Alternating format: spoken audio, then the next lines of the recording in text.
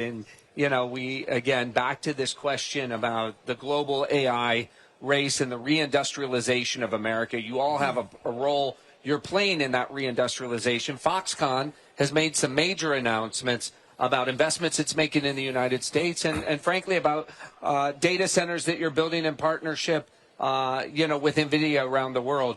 Talk to us a little bit about how you see your role in the reindustrialization of America. Yeah, based on our experience in terms of the level of AI intelligence for the manufacturing, and we found there are 3 levels of intelligence. Level 1 is for the simple and fixed operations. Level 2 is for simple but flexible operations. Level 3 is for simple but complicated but flexible operations. Right. Now, with these 3 levels of intelligence, it requires large compute power to do the training and the inferencing.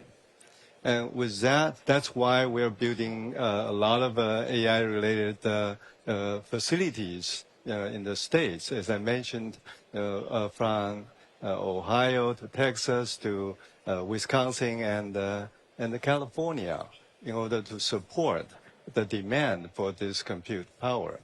But besides the compute power that is needed, we also need talented technicians and engineers to apply and to use these technologies. And that's another challenge that we're facing. Yes. That's something that we will have to do together with the government to have education that is steered towards this. Okay. Great point. Brett, I know that, you and Elon are leading the charge on robotics being built in the U.S., right? And obviously China famously has some leads in autonomy and in robotics, etc. Handicap for us, if you will, how you're feeling today. What's your level of confidence that we're going to be able to compete effectively on the global stage, both from a capability and a cost perspective in robotics with what's coming out of China? I get this question a lot, and I have a very strong opinion here. I think what really matters today is we see the core, horizontal technology stack, both in hardware and software and AI, come together to build, general purpose, almost like human-like intelligence in the physical world. That's the key unlock. I can't stress that enough. People are looking past that in terms of costs and manufacturability and all this different stuff. We're at a stage now where we got to go build synthetic humans, and it's incredibly hard. And I think what we are proud about at Figure is we've been able now to show these real pockets of long horizon intelligence done with neural nets. I think the shortcomings are that we couldn't put them into a house that's unseen today and do hours and hours and hours of work. We want to get there. We think we will get there. But we've seen all the ingredients of the puzzle pieces to be able to show that is going to happen. I think we've been leading that globally. I think if you're going to say okay, here's a robot now out in the real world that needs to run all day with low human intervention rates, low faults, we've been able to show that both in the commercial market and the work we've done in house. I think we are in a lot of ways miles ahead of other competitors we see in China in that aspect. From there, once that is solved or close to solved, it does become a manufacturing game. This is a consumer electronics manufacturing process. It's not an automotive manufacturing process, which means we have different piece parts and electronics that we need to fabricate. We need to do FATP. We need to do integration, EOL testing. We do all that extremely well. I think that is an extremely tractable and surmountable problem that you can do even at scale. I mean, we produce, 1 billion phones a year, almost by hand in some way. We can definitely create millions and millions of robots, traditional consumer electronics manufacturing processes. But what is not solved is be able to do real end-to-end general purpose robotics. And I think the U.S. today, at least we can say what we know at Figure, I think we're leading that head and shoulders globally. And we hope to continue to pull away. I'm going to be jumping on a flight right after this to make the engineering stand up end of day to try to continue that and pull ahead. Yeah. Brett, there's been a lot of discussion, doubts around a general purpose biped robot that can operate in the home and in the factory. I mean, you got so many people. You dropped a video of one of your robots folding laundry, and I mean, everybody went nuts. Like, hey, I want one of those. But I'm curious, where does the technology have to be where you can confidently serve both of these markets? You know, maybe put one of them into Young's factory as well. Yeah, we can do a deal here on stage. Let's get a deal. Sure. You ready to do a deal? Yeah, let's do it. There we go. Listen, I think one thing we're proud about is we have a robot running right now. And our first commercial customer, it's running like a 10-hour shift as we speak. We've been doing it for almost 6 months now. We've gotten like operational readiness there. It's running autonomously. We've been trying to track like fault rates, like human intervention rates per shift. Those have all been dropping. Performance has been rising every single month. So we now have a better line of sight to what it takes to launch like a vertical job in like a commercial world. What we're also trying to tackle, and what we found, like learned a lot last year, is we need to solve like the horizontal stack. Like we need to be able to build true general purpose work to put robots into anywhere in the world. So we've basically refactored our entire like autonomy and AI stack from scratch. It's all done now end to end with neural nets. We think it's the only way to really scale, and it's done at the foundation level, so we can scale into any work. So I think maybe to answer your question more directly, we will see robots in the commercial workforce over like now, and in the next like year or two, we will try to put more and more out. We will try to get we'll try to get costs down, reliability of the robots up. We'll try to make it really real. In parallel, we're trying to solve a robot in a home. It's been in my home now for like 3 or 4 months. Wow. We're doing small parts of this, like small parts of laundry and folding and dishes. We now have to connect all of it together like this tissue. We have to make it language conditioned so we can talk to it. We have to put it in pixel space. So there's like a bunch of work in like AI models and foundation work and pre-training that we have to go do. But we do see a path. It's like a little light in the tunnel that we want to go at. It'll definitely be solvable. This this decade, like it'll be solvable hopefully in the next few years that we can have this work. So we're excited about that. But that is like more of like a car autonomy in a city versus car autonomy in a highway. They're very different. One's like super unstructured, high variability, and like a lot of the engineering challenge is proportional to that variability. So like we're going head on at that problem. I would say you're going to see them in the workforce over the coming year or two. And then we will only launch a product in the home, in the workforce, at scale, once we feel confident of the product. Right. We will not do it early. We will not teleoperate them in market. Like we will not do any of this silly stuff. And I think that's maybe differs from other groups maybe in the space. But we are trying to build like end-to-end autonomy with low human intervention rates in this commercial end market. So once we're able to like really sell into your home, to Brad's home, we want to be really confident it's going to really work and it's going to be really safe. Can I give you my credit card now? We'll take it. Okay. We have a little machine in the back. We'll start. We're happy to punch it. Aki, you guys have long been important partners to the U.S. government. Mm-hmm. We obviously have had a major changing of the guard over the course of the last year. A lot of people, including Jensen, have said that this administration is far more open to Silicon Valley and technology companies coming, sharing their concerns, sharing their complaints, and getting deals done. Yeah. Talk to us about how you're feeling about the state of, industry-government partnership today versus what you've seen over the course of the past, many years. Yeah, I mean, this is year 21 of Palantir for me, so I've seen it all. Yes, to be very clear. It's like night and day, right? And that's not a knock on the prior administrations. I just think you had a particular status quo or way of doing things, and industry was often held at bay. And Silicon Valley, frankly, I mean, part of why we moved our headquarters to Denver when we went public was, very much a monoculture. You couldn't have disagreement. You couldn't actually discuss national security and the importance of national security to Silicon Valley and vice versa. And so I think what you see is kind of both at the intersection of the administration, taking on some really hard, gnarly challenges, at the same time as generative AI is coming through, is kind of, when you think about AI infrastructure, is kind of the way of the future. When we think about, how we're going to build things, how we're going to make sure we do reindustrialize and bring a lot more capability back to being built in America, you kind of have this perfect storm in the moment and the people. And what I've been incredibly encouraged by is the openness, right? Look, every administration gets something wrong. But that ability to say, hey, that doesn't look right, and to give feedback, and frankly, for people to take calls and kind of hear that feedback from industry and think through, hey, how do we make this great for government, for every American, and for industry, I think is unparalleled. And I think that that's kind of what we're seeing right now. I think it's also then kind of on the back of that driving a huge resurgence from Silicon Valley to say, hey, we want to be. I mean, Jensen said this so many times. If you're doing work in technology, you need to spend time in DC. You need to share what you're doing, and you need to talk about how it's going to help every American out there kind of as they kind of think through this. Otherwise, there's going to be a lot of fear, uncertainty, and doubt out there. Yeah. So we also have this responsibility as technologists now to kind of share that vision, share what we're doing, share how it's actually going to help, and kind of bring the American people along. And this administration is doing that in spades. So we're thrilled by it. You know, I'm curious if you guys share the same experiences vis-a-vis Washington. I mean, I think one of the critical things this administration did was to name David Sachs, you know, the czar of AI, so that there was a technologist, a point person who could frankly walk into the White House and help break through some of the largesse that just is institutionally part of Washington. Have you all shared similar experience that we just heard as it pertains to getting stuff done in Washington? Absolutely. The willingness to listen, but also then to take actions and to implement is really, really key.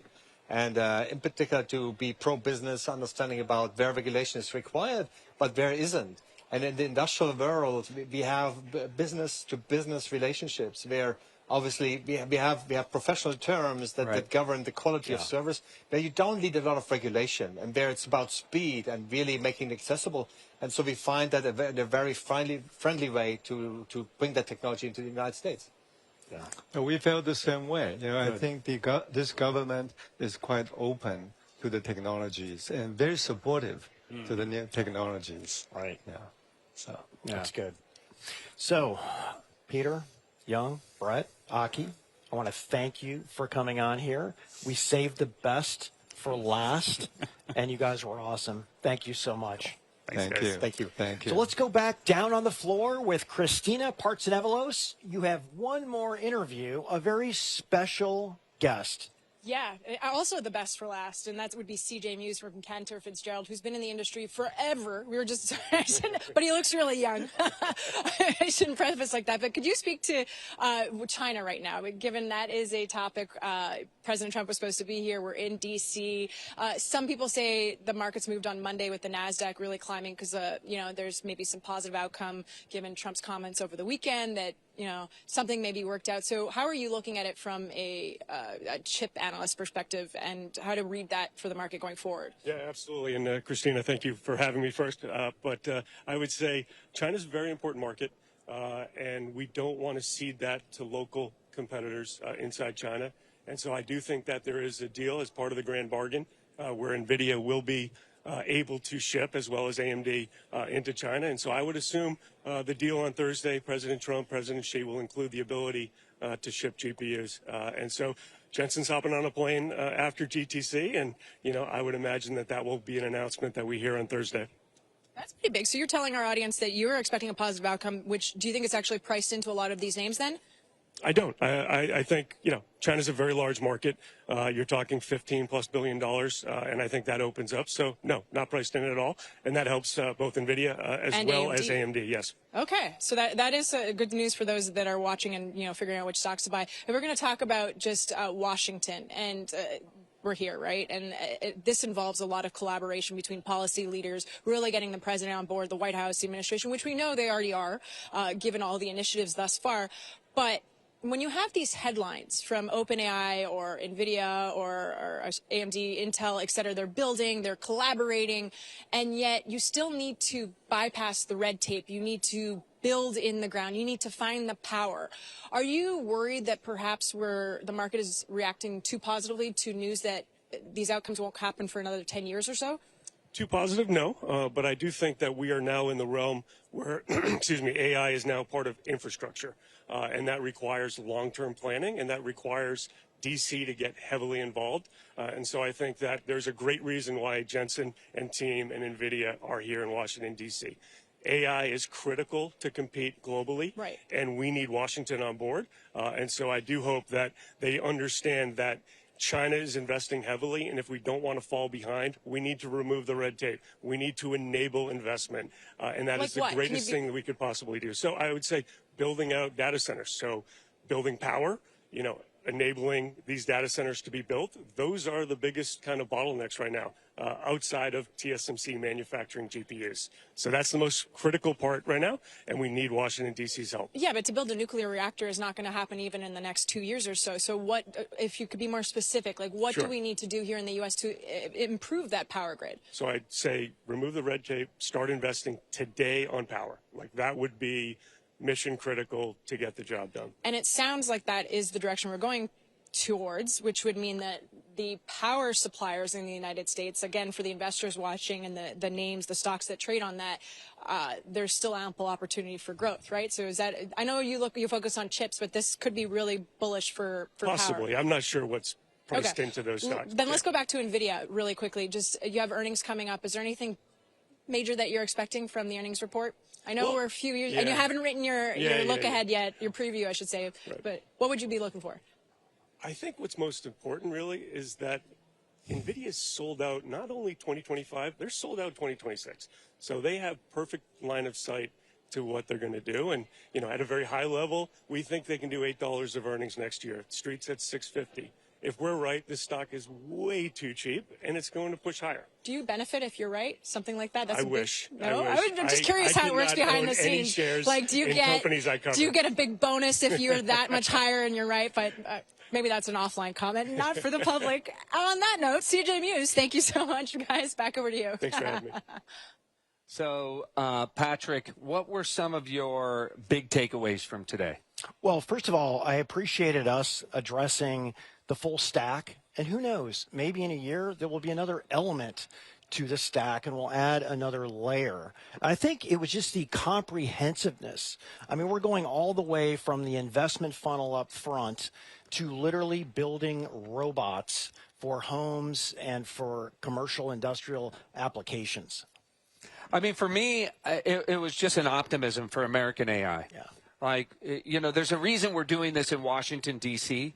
You know, they say that part of the success of Silicon Valley was that it was 3,000 miles away from Washington. Right. Today, everything is happening in partnership. I think this entire ecosystem is led incredibly by Nvidia and Jensen, who now understand the importance of coordinating with Washington and coordinating with each other, right? We're taking on something that is 10 times the size of the Manhattan Project, that is of profound consequence to our national security, our national economic security. I think it was a great choice to do it here in Washington. And what we heard, I thought, was both sober about the path ahead, that it's not going to be a line straight up and to the right, but that we have these phases that we're going to go through in terms of AI. And I leave here a lot more confident about the path ahead for the U.S. And about the coordination between Washington and Silicon Valley.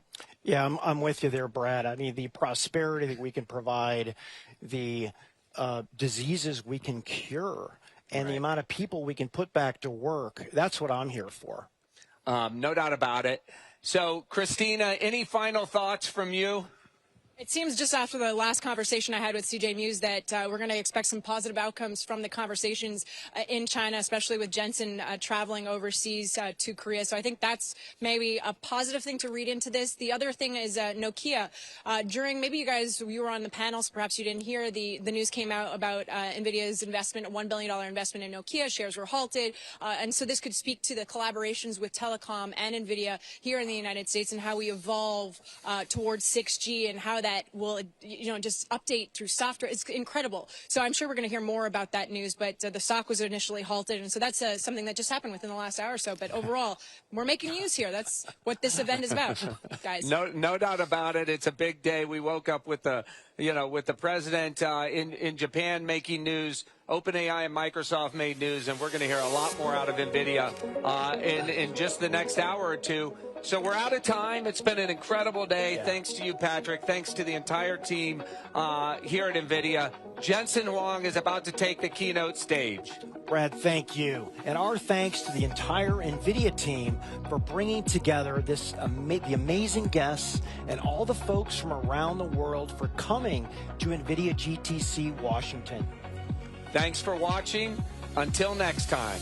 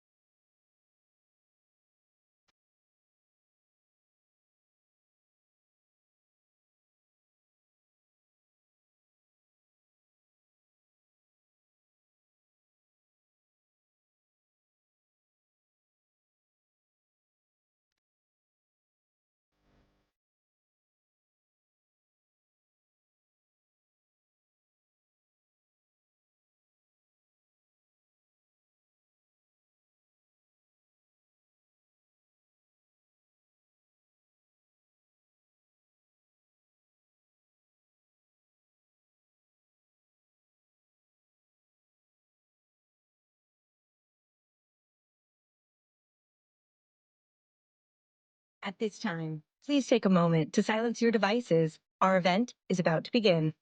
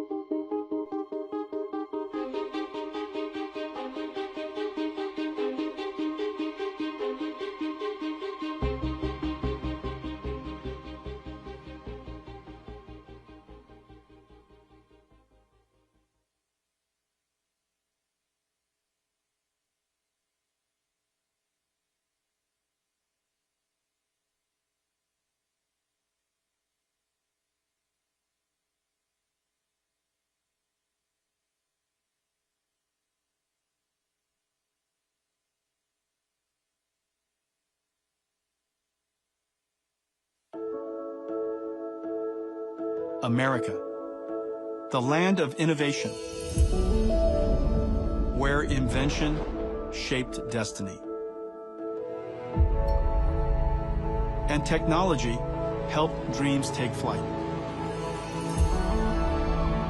At Bell Labs, the transistor was born, sparking the age of semiconductors and giving rise to Silicon Valley. Hedy Lamarr reimagined communication, paving the way for wireless connectivity. IBM's System 360 put a universal computer at the heart of industry. Intel's microprocessor drove the digital age forward. And Cray's supercomputers expanded the frontiers of science. So we think we're at the beginning of something with this technology, and we're going to go just as fast as we can. Apple made computing personal. Hello, I am Macintosh. Microsoft opened the window to a new world of software. Long before the web, you got mail. U.S. government researchers built ARPANET, connecting the first computers, the foundation for the internet. An iPod, a phone. Are you getting it? Then Apple again. Put 1,000 songs in your pocket and the internet in your hand.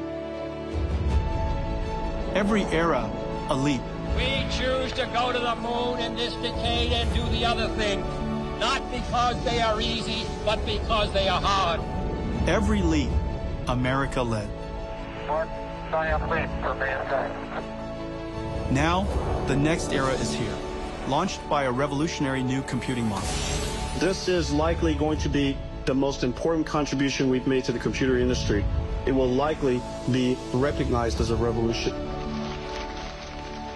Machine learning is a branch of artificial intelligence, computers that almost appear to think.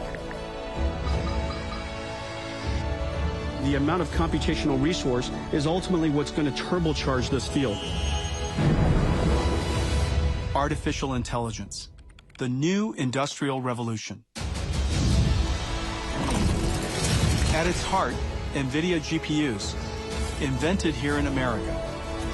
Like electricity and the internet, AI is essential infrastructure. Every company will use it, every nation will build it. Winning this competition will be a test of our capacities unlike anything since the dawn of the space age. And today, AI factories are rising, built in America. For scientists, engineers, and dreamers, across universities, startups, and industry. I think we want to try to reach new heights as a civilization, discovering the nature of the universe. And now, American innovators are clearing the way for abundance, saving lives, shaping vision into reality, lending us a hand, and delivering the future. We will soon power it all with unlimited clean energy. We will extend humanity's reach to the stars.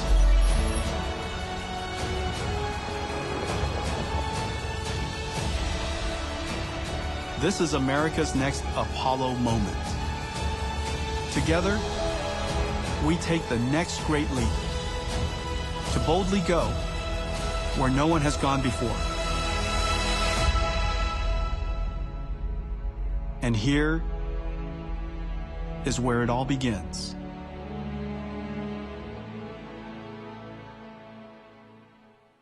Welcome to the stage, Nvidia founder and CEO, Jensen Huang.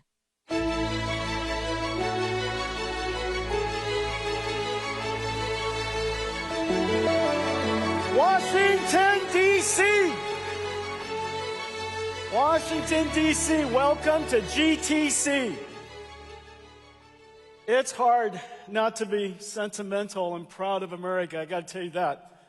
Was that video amazing? Thank you. NVIDIA's creative team does an amazing job. Welcome to GTC. We have a lot to cover with you today. GTC is where we talk about industry, science, computing, the present, and the future. So I've got a lot to cover with you today, but before I start, I want to thank all of our partners who helped sponsor this great event. You'll see all of them around the show. They're here to meet with you, and really great. We couldn't do what we do without all of our ecosystem partners. This is the Super Bowl of AI, people say, and therefore every Super Bowl should have an amazing pregame show. What do you guys think about the pregame show and our all-star athletes and all-star cast? Look at these guys. Somehow I turned out the buffest. What do you guys think? I don't know if I had something to do with that. NVIDIA invented a new computing model for the first time in 60 years, as you saw in the video. A new computing model rarely comes about. It takes an enormous amount of time and set of conditions. We invented this computing model because we wanted to solve problems that general purpose computers, normal computers, could not. We also observed that someday transistors will continue, the number of transistors will grow, but the performance and the power of transistors will slow down. That Moore's law will not continue beyond, limited by the laws of physics. And that moment has now arrived. Dennard scaling has stopped. It's called Dennard scaling. Dennard scaling has stopped nearly a decade ago. And in fact, the transistor performance and its power associated has slowed tremendously, and yet the number of transistors continued. We made this observation a long time ago, and for 30 years we've been advancing this form of computing we call accelerated computing. We invented the GPU, we invented the programming model called CUDA, and we observed that if we could add a processor that takes advantage of more and more and more transistors, apply parallel computing, add that to a sequential processing CPU, that we could extend the capabilities of computing well beyond. And that moment has really come. We have now seen that inflection point. Accelerated computing, its moment has now arrived.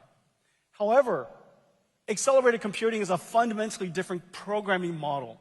You can't just take a CPU software written by hands, executing sequentially, and put it onto a GPU and have it run properly.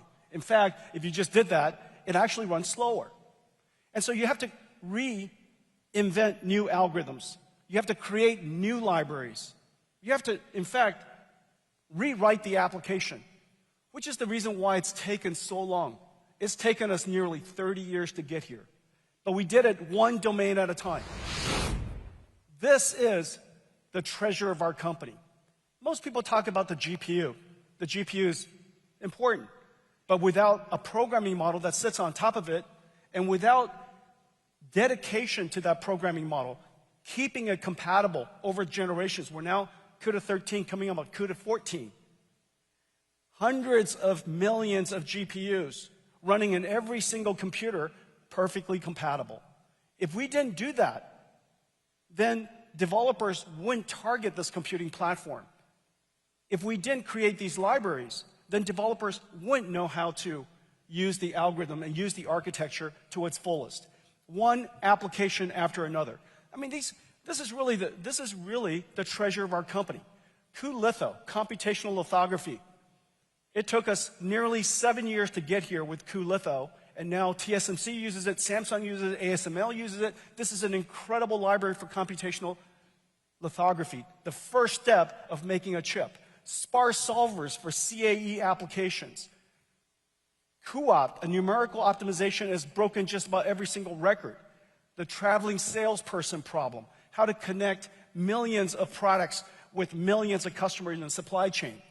Warp, Python solver for CUDA, for simulation. cuDF, a data frame approach, basically accelerating SQL, data frame databases.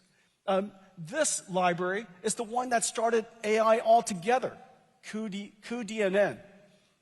The library on top of it, called Megatron Core, made it possible for us to simulate and train extremely large language models. The list goes on. MONAI, really, really important. The #1 medical imaging AI framework in the world. By the way, we're not going to talk a lot about healthcare today, but be sure to see Kimberly's keynote. She's going to talk a lot about the work that we do in healthcare. And the list goes on. Genomics processing. Ariel, pay attention. We're going to do something really important here today. cuQuantum, quantum computing. This is just a representative of 350 different libraries in our company. And each one of these libraries redesigned the algorithm necessary for accelerated computing. Each one of these libraries made it possible for all of the ecosystem partners to take advantage of accelerated computing. And each one of these libraries opened new markets for us. Let's take a look at what CUDA X can do.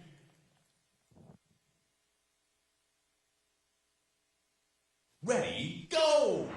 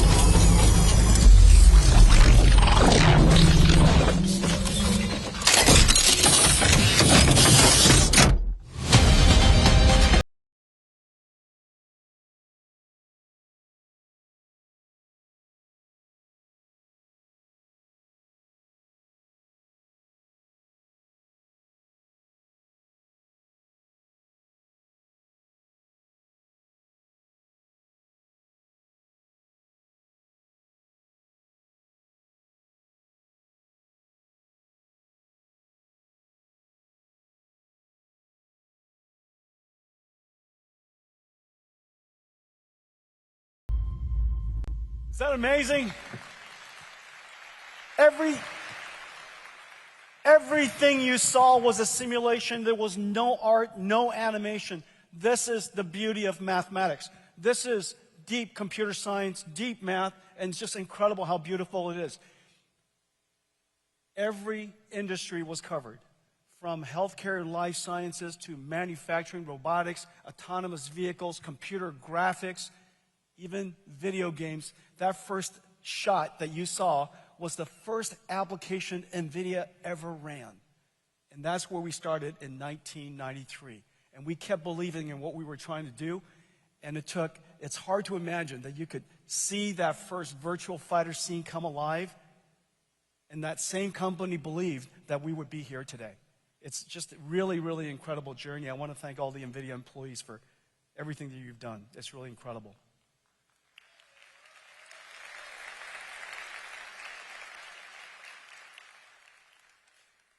We have a lot of industries to cover today. I'm going to cover AI, 6G, quantum, models, enterprise computing, robotics, and factories.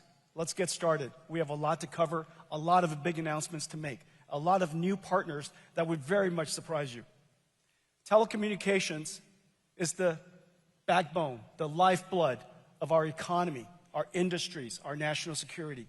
And yet, ever since the beginning of wireless, where we defined the technology, we defined the global standards, we exported American technology all around the world so that the world can build on top of American technology and standards. It has been a long time since that's happened. Wireless technology around the world, largely today, deployed on foreign technologies. Our fundamental communication fabric built on foreign technologies. That has to stop. And we have an opportunity to do that, especially during this fundamental platform shift. As you know, computer technology is at the foundation of literally every single industry. It is the single most important instrument of science. It's the single most important instrument of industry.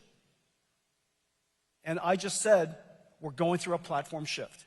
That platform shift should be the once-in-a-lifetime opportunity for us to get back into the game, for us to start innovating with American technology. Today we're announcing that we're going to do that. We have a big partnership with Nokia. Nokia is the second largest telecommunications maker in the world. It's a $3 trillion industry. Infrastructure is hundreds of billions of dollars. There are millions of base stations around the world.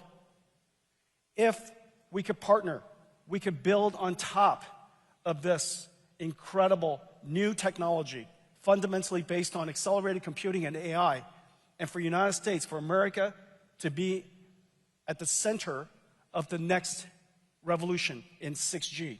So today we're announcing that NVIDIA has a new product line.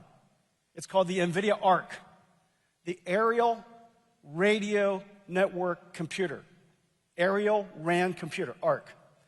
ARC is built from three fundamental new technologies: the Grace CPU, the Blackwell GPU, and our ConnectX, Mellanox ConnectX networking designed for this application. And all of that makes it possible for us to run this library, this CUDA-X library that I mentioned earlier called Aerial.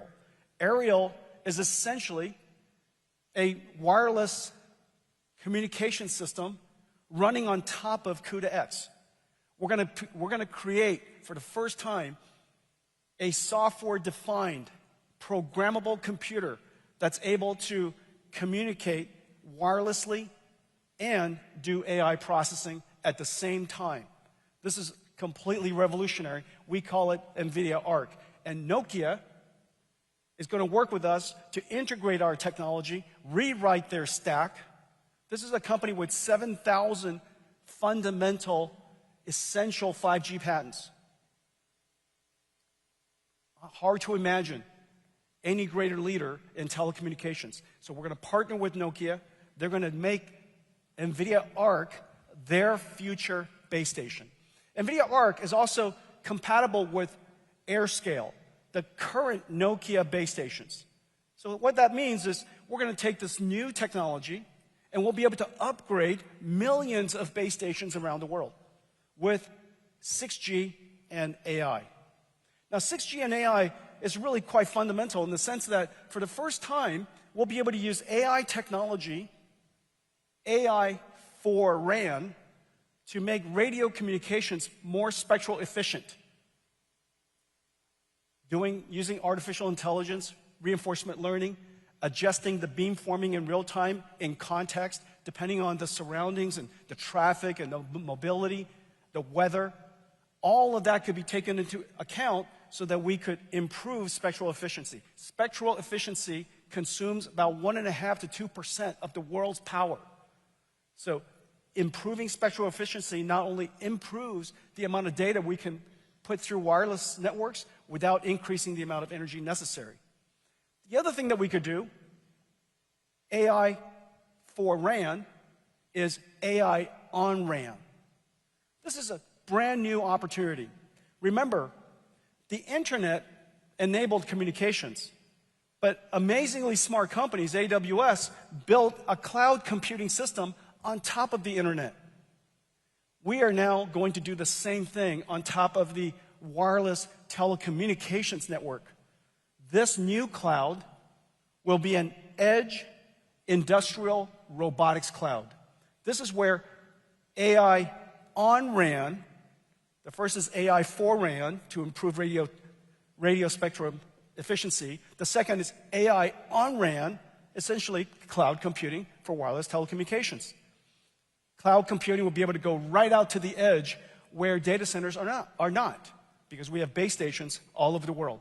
This announcement is really exciting. Justin Hodar, the CEO, I think he's somewhere in the room. Thank you for your partnership. Thank you for helping the United States bring telecommunication technology back to America. This is really a fantastic, fantastic partnership. Thank you very much.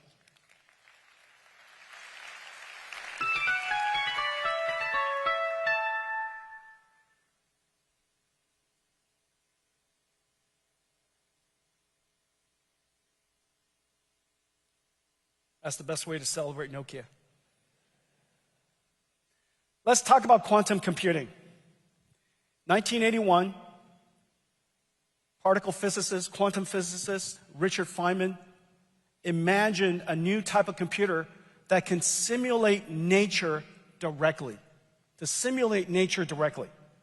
Because nature is quantum. He called it a quantum computer. 40 years later, the industry has made a fundamental breakthrough.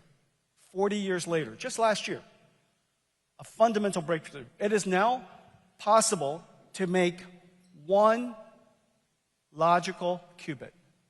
One logical qubit.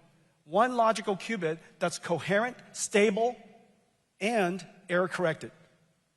In the past, now that one logical qubit consists of, could be sometimes tens, sometimes hundreds of physical qubits, all working together. As you know, qubits, these particles are incredibly fragile. They could be unstable very easily. Any observation, any sampling of it, any environmental condition causes it to become decoherent. And so it takes extraordinarily well-controlled environments and now also a lot of different physical qubits for them to work together and for us to do error correction on these, what are called auxiliary or syndrome qubits, for us to error correct them and infer what that logical qubit state is. There are all kinds of different types of quantum computers. Superconducting, photonic, trapped ion, stable atom, all kinds of different ways to create a quantum computer. Well, we now realize that it's essential for us to connect a quantum computer directly to a GPU supercomputer so that we could do the error correction, so that we could do the artificial intelligence calibration and control of the quantum computer, and so that we could do simulations collectively, working together, the right algorithms running on the GPUs, the right algorithms running on the QPUs, and the two processors, the two computers working side by side. This is the future of quantum computing. Let's take a look. There are many ways to build a quantum computer. Each uses qubits, quantum bits, as its core building block. But no matter the method, all qubits, whether superconducting qubits, trapped ions, neutral atoms, or photons, share the same challenge. They're fragile and extremely sensitive to noise. Today's qubits remain stable for only a few hundred operations. But solving meaningful problems requires trillions of operations. The answer is quantum error correction. Measuring disturbs a qubit, which destroys the information inside it. The trick is to add extra qubits, entangle, so that measuring them gives us enough information to calculate where errors occurred without damaging the qubits we care about. It's brilliant, but needs beyond state-of-the-art conventional compute. That's why we built NVQLink, a new interconnect architecture that directly connects quantum processors with Nvidia GPUs. Quantum error correction requires reading out information from qubits, calculating where errors occur, and sending data back to correct them. NVQLink is capable of moving terabytes of data to and from quantum hardware, the thousands of times every second needed for quantum error correction. At its heart is CUDA-Q, our open platform for quantum GPU computing. Using NVQLink and CUDA-Q, researchers will be able to do more than just error correction. They will also be able to orchestrate quantum devices and AI supercomputers to run quantum GPU applications. Quantum computing won't replace classical systems. They will work together, fused into one accelerated quantum supercomputing platform.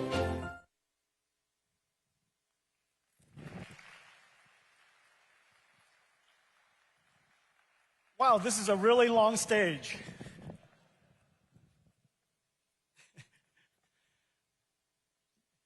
You know, CEOs, we don't just sit at our desk typing. This is a physical job. So today we're announcing the NVQLink. NVQLink. And it's made possible by two things. Of course, this interconnect that does quantum computer control and calibration, quantum error correction, as well as connects two computers, the QPU and our GPU supercomputers, to do hybrid simulations. It is also completely scalable. It doesn't just do error correction for today's number of few qubits. It does error correction for tomorrow, where we're going to essentially scale up these quantum computers from the hundreds of qubits we have today to tens of thousands of qubits, hundreds of thousands of qubits in the future. So we now have an architecture that can do control, co-simulation, quantum error correction, and scale into that future. The industry support has been incredible. Between the invention of CUDA-Q, remember, CUDA was designed for GPU, CPU, accelerated computing. Basically using both processors to use the right tool to do the right job. Now, CUDA-Q has been extended beyond CUDA so that we could support QPU and have the two processors, QPU and the GPU, work and have computation move back and forth within just a few microseconds. The essential latency to be able to cooperate with the quantum computer. So now CUDA-Q is such an incredible breakthrough adopted by so many different developers. We are announcing today 17 different quantum computer industry companies supporting the NVQLink.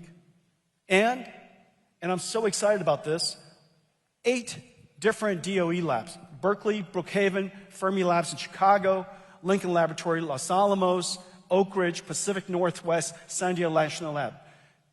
Just about every single DOE lab has engaged us, working with our ecosystem of quantum computer companies and these quantum controllers so that we could integrate quantum computing into the future of science.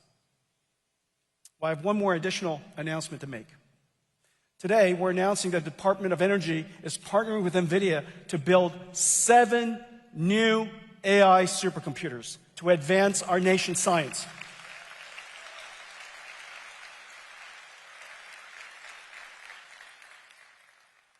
I have to have a shout out for Secretary Chris Wright. He has brought so much energy to the DOE, a surge of energy, a surge of passion to make sure that America leads science again. As I mentioned, computing is the fundamental instrument of science, and we are going through several platform shifts. On the one hand, we're going to accelerated computing. That's why every future supercomputer will be GPU-based supercomputer. We're going to AI, so that AI and principled solvers, principled simulation, principled physics simulation is not going to go away, but it could be augmented, enhanced, scaled, use surrogate models, AI models, working together. We also know that principled solvers, classical computing, could be enhanced to understand the state of nature using quantum computing. We also know that in the future, we have so much signal, so much data we have to sample from the world, remote sensing is more important than ever. And these laboratories are impossible to experiment at the scale and speed we need to unless they're robotic factories, robotic laboratories. So all of these different technologies are coming into science at exactly the same time. Secretary Wright understands this, and he wants the DOE to take this opportunity to supercharge themselves and make sure that the United States stay at the forefront of science. I want to thank all of you for that. Thank you.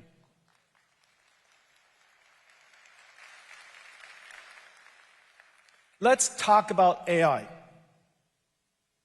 What is AI? Most people would say that AI is a chatbot, and it's rightfully so. There's no question that ChatGPT is at the forefront of what people would consider AI. However, just as you see right now, these scientific supercomputers are not going to run chatbots. They're going to do basic science. Science, AI, the world of AI is much, much more than a chatbot. Of course, the chatbot is extremely important, and AGI is fundamentally critical. Deep computer science, incredible computing, great breakthroughs are still essential for AGI. But beyond that, AI is a lot more. AI is, in fact, I'm going to describe AI in a couple different ways. This first way, the first way you think about AI, is that it has completely reinvented the computing stack.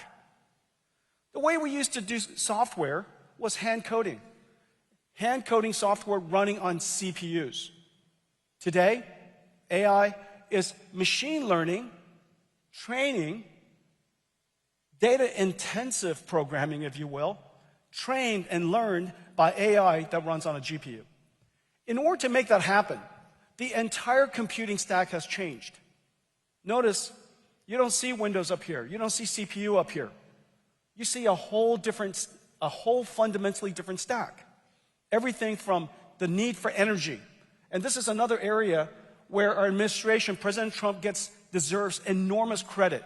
His pro-energy initiative, his recognition that this industry needs energy to grow. It needs energy to advance, and we need energy to win.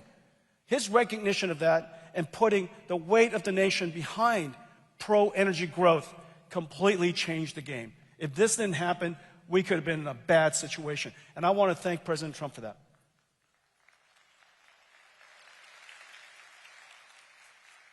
On top of energy are these GPUs. And these GPUs are built into infrastructure that I'll show you later.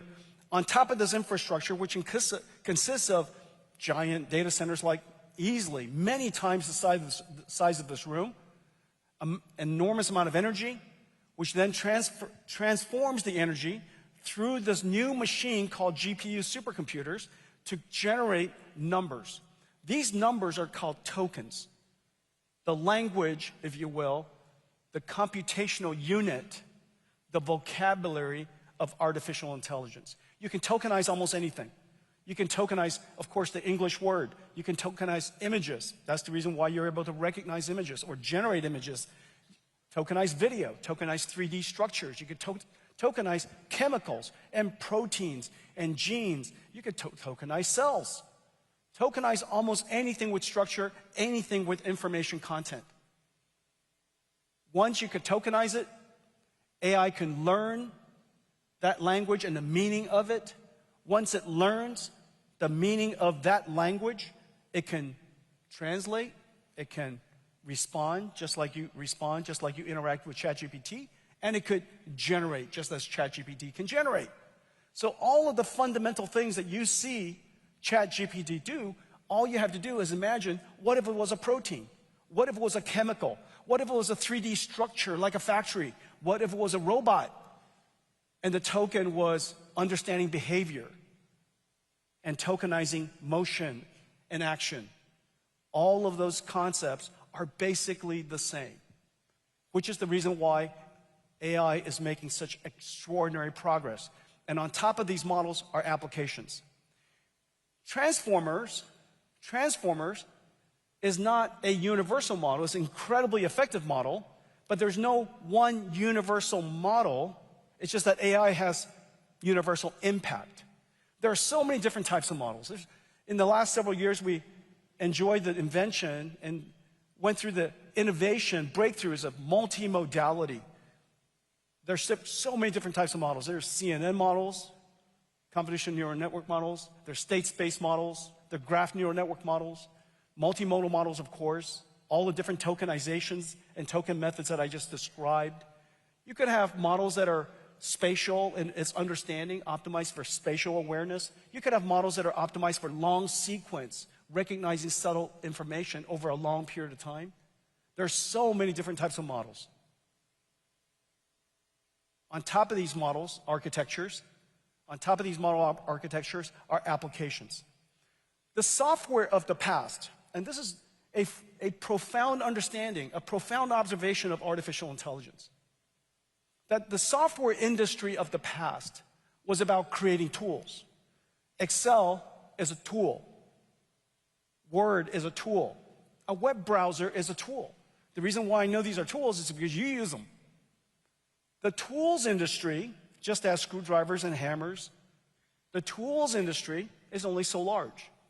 In the case of IT tools, they could be database tools. These IT tools is about $1 trillion or so. But AI is not a tool. AI is work.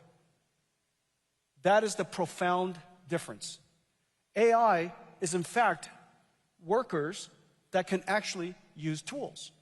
One of the things I'm really excited about is the work that Ervin's doing at Perplexity. Perplexity using web browsers to book vacations or do shopping. Basically an AI using tools.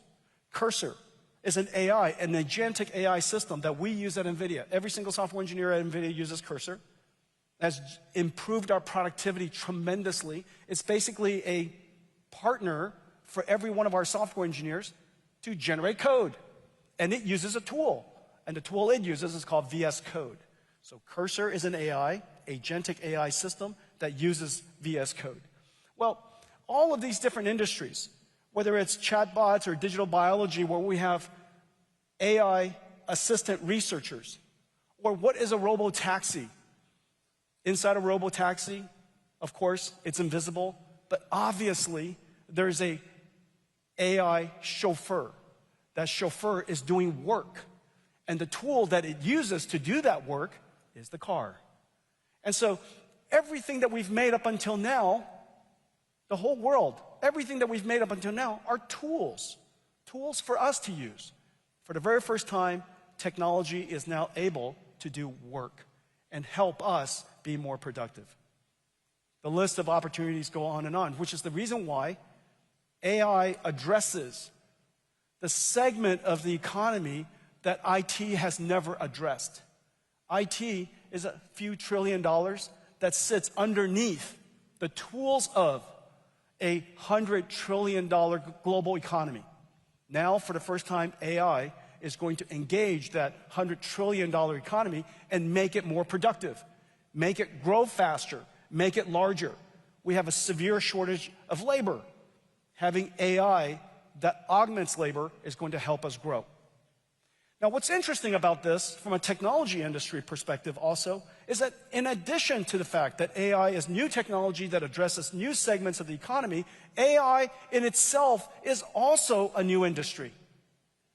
This token, as I was explaining earlier, these numbers, after you tokenize all these different modalities of information, There's a factory that needs to produce these numbers. Unlike the computer industry and the chip industry of the past. Notice, if you look at the chip industry of the past, the chip industry represents about 5 to 10%, maybe less, 5% or so, of a multi-trillion dollar, few trillion dollar IT industry. And the reason for that is because it doesn't take that much computation to use Excel. It doesn't take that much computation to use browsers. It doesn't take that much computation to use Word. We do the computation. But in this new world, there needs to be a computer that understands context all the time. It can't pre-compute that. Because every time you use the computer for AI, every time you ask the AI to do something, the context is different. So it has to process all of that information. Environmental, for example, in the case of a self-driving car, it has to process the context of the car. Context processing. What is the instruction you're asking the AI to do? Then it's got to go and break down the problem step by step, reason about it, and come up with a plan and execute it. Every single one at that step requires enormous number of tokens to be generated, which is the reason why we need a new type of system, and I call it an AI factory. It's an AI factory for sure. It's unlike a data center of the past. It's an AI factory because this factory produces one thing. Unlike the data centers of the past that does everything, stores files for all of us, runs all kinds of different applications. You could use that data center like you can use your computer for all kinds of applications. You could use it to play a game one day. You could use it to browse the web. You could use it, to do your accounting. And so that is a computer of the past, a universal general purpose computer. The computer I'm talking about here is a factory.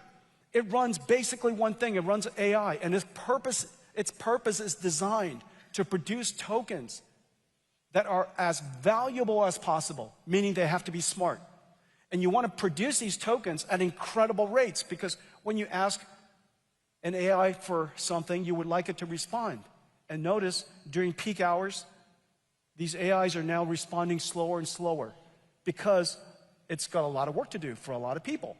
And so you want it to produce valuable tokens at incredible rates, and you want it to produce it cost effectively. Every single word that I used are consistent with an AI factory, with a car factory, or any factory. It is absolutely a factory. And these factories never existed before. And inside these factories are mountains and mountains of chips. Which brings to today. What happened in the last couple of years? And in fact, what happened this last year? Something fairly profound happened this year, actually. If you look, in the beginning of the year, everybody has some attitude about AI. That attitude is generally, this is going to be big, it's going to be the future, and somehow, a few months ago, it kicked into turbocharge. And the reason for that is several things. The first is that we, in the last couple of years, have figured out how to make AI much, much smarter. Rather than just pre-training basically says, let's take all of the information that humans have ever created, let's give it to the AI to learn from. It's essentially memorization and generalization. It's not unlike going to school back when we were kids. The first stage of learning. Pre-training was never meant, just as preschool was never meant to be the end of education. Pre-training, preschool, was simply teaching you the basic skills of intelligence so that you can understand how to learn everything else.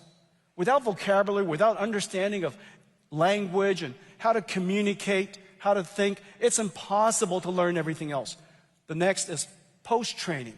Post-training, after pre-training, is teaching you skills. Skills to solve problems, break down problems, reason about it, how to solve math problems, how to code, how to think about these problems step by step. Use first principle reasoning. And then after that is where computation really kicks in. As you know, for many of us, we went to school, and that's, in my case, decades ago. But ever since, I've learned more, thought about more, and the reason for that is because we're constantly grounding ourselves in new knowledge, we're constantly doing research, and we're constantly thinking. Thinking is really what intelligence is all about. And so now we have three fundamental technology skills. We have these three technologies, pre-training, which still requires enormous amount of computation. We now have post-training, which uses even more computation. And now thinking puts incredible amounts of computation load on the infrastructure because it's thinking on our behalf for every single human. So the amount of computation necessary for AI to think, inference, is really quite extraordinary. Now, I used to hear people say that inference is easy. NVIDIA should do training. NVIDIA's going to do, they're really good at this, so they're going to do training. That inference was easy. How could thinking be easy? Regurgitating memorized content is easy. Regurgitating the multiplication table is easy. Thinking is hard, which is the reason why these three scales, these three new scaling laws, which is all of it in full steam, has put so much pressure on the amount of computation. Now, another thing has happened. From these three scaling laws, we get smarter models. And these smarter models need more compute. But when you get smarter models, you get more intelligence, people use it.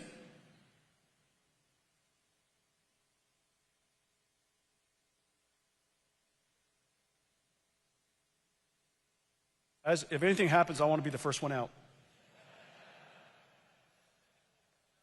Jazz cake. I'm sure it's fine. Probably just lunch. My stomach. Was that me? And so where was I? The smarter your models are, the more people use it. It's now more grounded. It's able to reason. It's able to solve problems it never learned how to solve before because it could do research. Go learn about it, come back, break it down, reason about how to answer your question, how to solve your problem, and go off and solve it. The amount of thinking is making the models more intelligent. The more intelligent it is, the more people use it. The more intelligent it is, the more computation is necessary. But here's what happened. This last year, the AI industry turned a corner, meaning that the AI models are now smart enough. They're worthy to pay for it. NVIDIA pays for every license of Cursor, and we gladly do it. We gladly do it because Cursor is helping a several $100,000 employee software engineer or AI researcher be many, many times more productive. So of course we'd be more than happy to do that. These AI models have become good enough that they are worthy to be paid for. Cursor, 11 Labs, Synthesia, Abridge, Open Evidence, the list goes on. Of course, OpenAI, of course, Claude. These models are now so good that people are paying for it. And because people are paying for it and using more of it, and every time they use more of it, you need more compute, we now have two exponentials.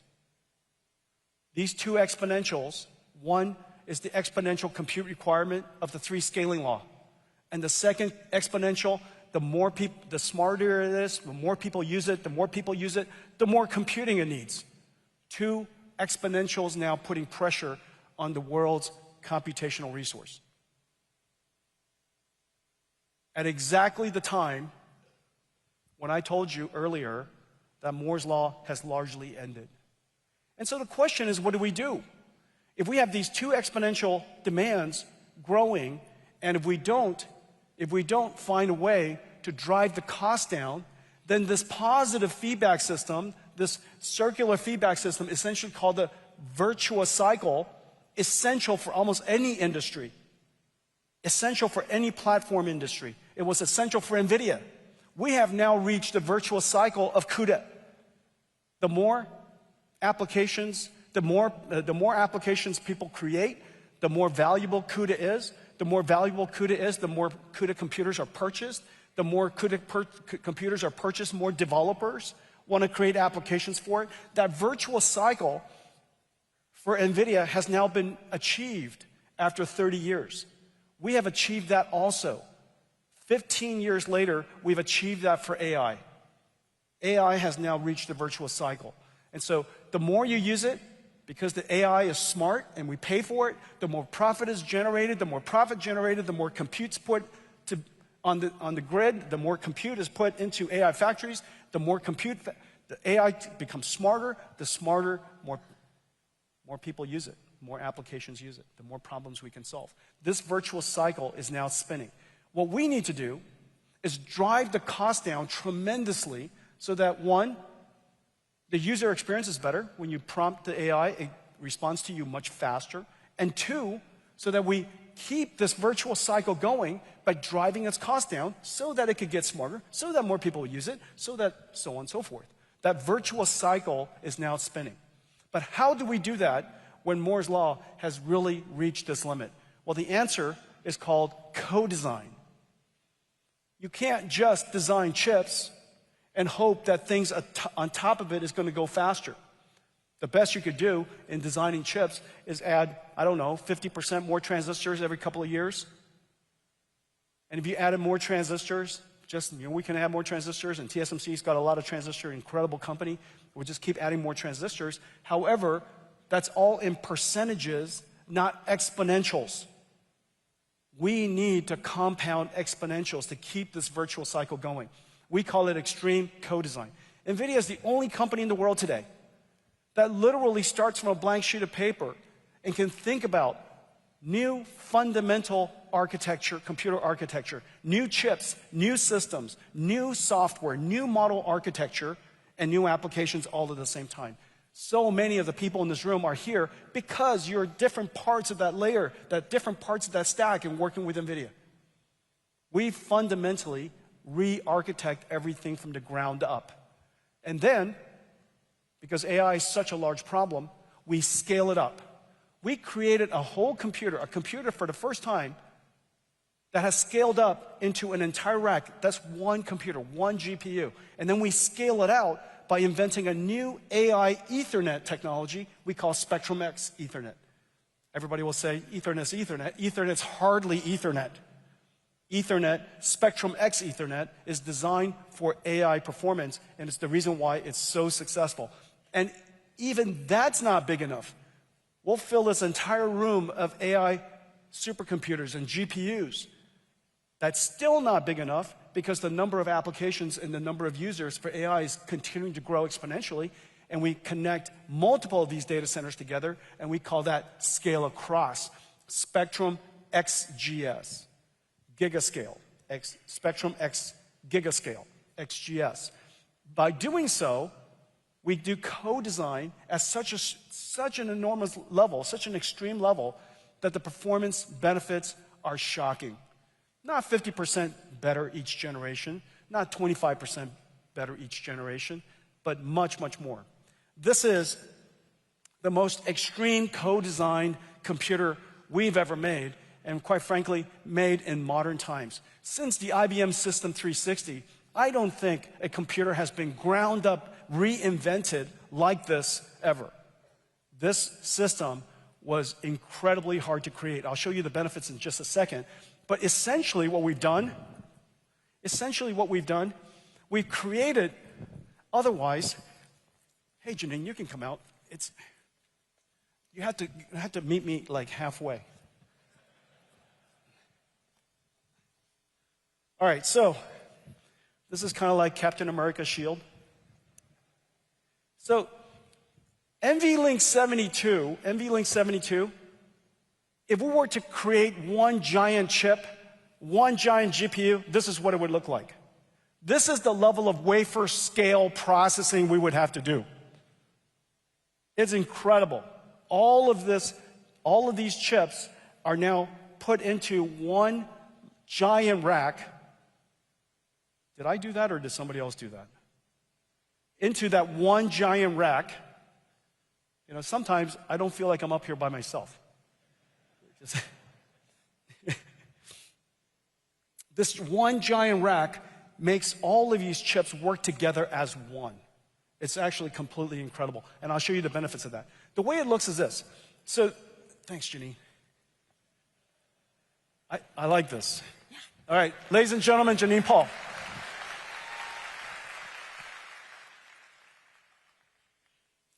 I got it. In the future, next I'm just going to go like Thor.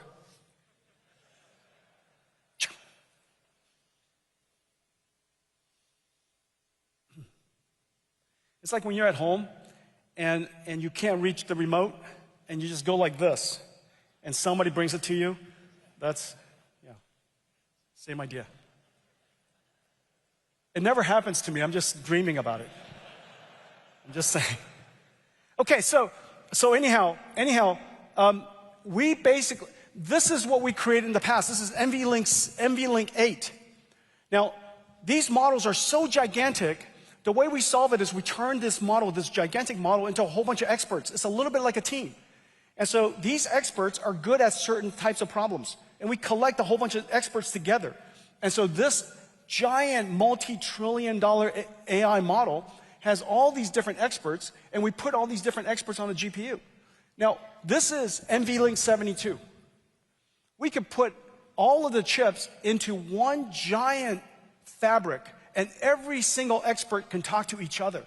So the master, the primary expert, could talk to all of the distributed work and all of the necessary context and prompts and bunch of data that we have to, bunch of tokens that we have to send to all of the experts. The experts would, whichever one of the experts are selected to solve the answer, would then go off and try to respond, and then it would go off and do that layer after layer after layer. Sometimes 8, sometimes 16, and sometimes these experts, sometimes 64, sometimes 256. But the point is, there are more and more and more experts. Well, here, NVLink 72, we have 72 GPUs. And because of that, we could put 4 experts in one GPU. The most important thing you need to do for each GPU is to generate tokens, which is the amount of bandwidth that you have in HBM memory. We have one GPU generating thinking for 4 experts, versus here, because each one of the computers can only put 8 GPUs, we have to put 32 experts into one GPU. So this one GPU has to think for 32 experts, versus this system, each GPU only has to think for 4. And because of that, the speed difference is incredible.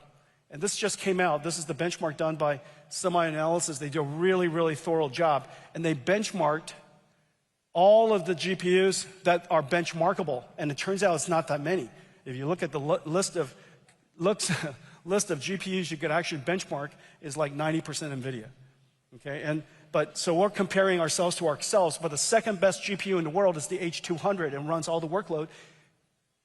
Grace Blackwell per GPU is 10 times the performance. Now, how do you get 10 times the performance when it's only twice the number of transistors? Well, the answer is extreme co-design. And by understanding the nature of the future of AI models, and we're thinking across that entire stack, we can create architectures for the future. This is a big deal. It says we can now respond a lot faster, but this is an even bigger deal. This next one, look at this. This says that the lowest cost tokens in the world are generated by Grace Blackwell NVLink 72, the most expensive computer. On the one hand, GB200 is the most expensive computer. On the other hand, its token generation capability is so great that it produces it at the lowest cost, because the tokens per second divided by the total cost of ownership of Grace Blackwell is so good. It is the lowest cost way to generate tokens. By doing so, delivering incredible performance, 10 times the performance, delivering 10 times lower cost, that virtuous cycle can continue. Which then brings me to this one. I just saw this literally yesterday. This is the CSP CapEx. People are asking me about CapEx these days, and this is a good way to look at it. In fact, the CapEx of the top 6 CSPs, and this one is Amazon, CoreWeave, Google, Meta, Microsoft, and Oracle. Okay, these CSPs together are going to invest this much in CapEx, and I would tell you the timing couldn't be better. And the reason for that is now we have the Grace Blackwell NVLink 72 in all volume production, supply chain everywhere in the world is manufacturing it, so we can now deliver to all of them this new architecture so that the CapEx invests in instruments, computers, that deliver the best TCO. Now, underneath this, there are 2 things that are going on. So So when you look at this, it's actually fairly extraordinary. It's fairly extraordinary anyhow. But what's happening underneath is this. There are two platform shifts happening at the same time. One platform shift is going from general purpose computing to accelerated computing. Remember, accelerated computing, as I mentioned to you before, it does data processing, it does image processing, computer graphics, it does computation of all kinds. It runs SQL, runs Spark, it runs, you ask it, you tell us what you need to have run, and I'm fairly certain we have an amazing library for you. You could be, a data center trying to make masks to manufacture semiconductors. We have a great library for you. And so underneath, irrespective of AI, the world is moving from general purpose computing to accelerated computing, irrespective of AI. And in fact, many of the CSPs already have services that have been here long ago before AI. Remember, they were invented in the era of machine learning.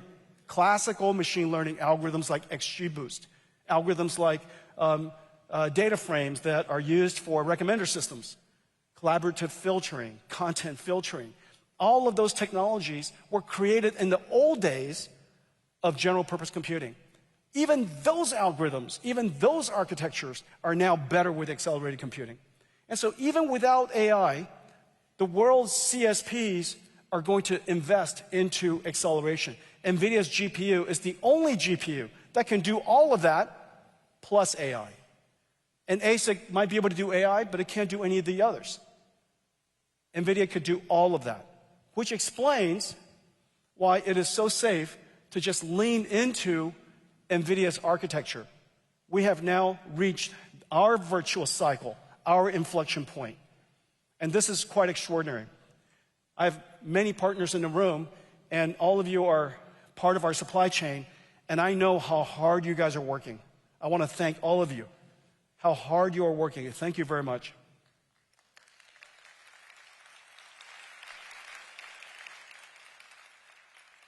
Now I'm going to show you why. This is what's going on in our company's business. We're seeing extraordinary growth for Grace Blackwell for all the reasons that I just mentioned. It's driven by two exponentials. We now have visibility.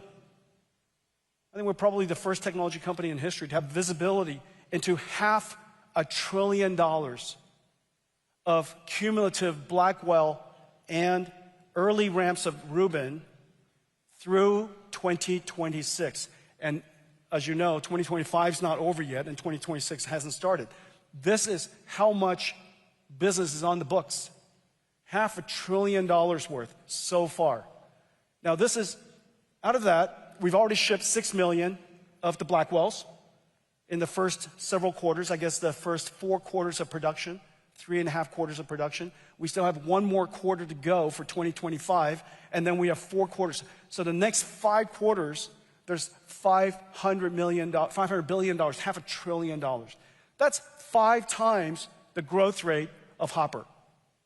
That kind of tells you something. This is Hopper's entire life. This doesn't include China and Asia, so this is just the West.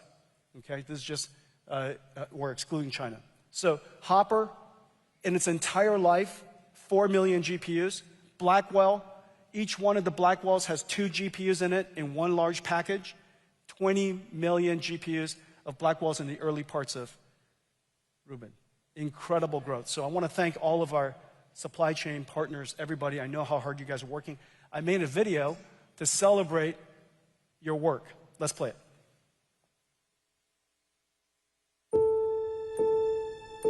The age of AI has begun. Blackwell is its engine, an engineering marvel. In Arizona, it starts as a blank silicon wafer. Hundreds of chip processing and ultraviolet lithography steps build up each of the 200 billion transistors, layer by layer on a 12-inch wafer. In Indiana, HBM stacks will be assembled in parallel. HBM memory dies with 1,024 IOs are fabricated using advanced EUV technology. Through silicon via is used in the backend to connect 12 stacks of HBM memory and base die to produce HBM.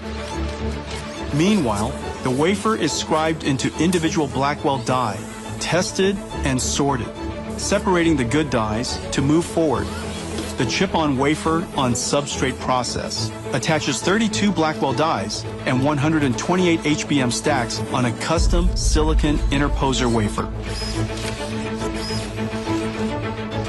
Metal interconnect traces are etched directly into it, connecting Blackwell GPUs and HBM stacks into each system and package.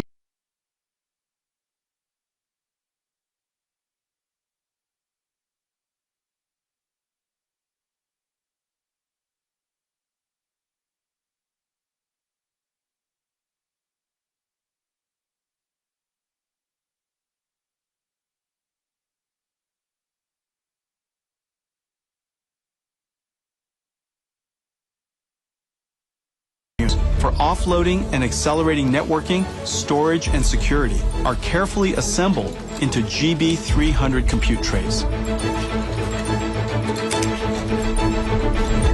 NVLink is the breakthrough high-speed link that Nvidia invented to connect multiple GPUs and scale up into a massive virtual GPU. The NVLink switch tray is constructed with NVLink switch chips, providing 14.4 terabytes per second of all-to-all bandwidth. NVLink spines form a custom blind-mated backplane with 5,000 copper cables connecting all 72 Blackwells, or 144 GPU dies, into one giant GPU, delivering 130 terabytes per second of all-to-all bandwidth, nearly the global internet's peak traffic. Skilled technicians assemble each of these parts into a rack-scale AI supercomputer. In total, 1.2 million components, 2 miles of copper cable, 130 trillion transistors, weighing nearly 2 tons. From silicon in Arizona and Indiana to systems in Texas, Blackwell and future Nvidia AI factory generations will be built in America. Writing a new chapter in American history and industry. America's return to making and reindustrialization, reignited by the age of AI. The age of AI has begun. Made in America. Made for the world.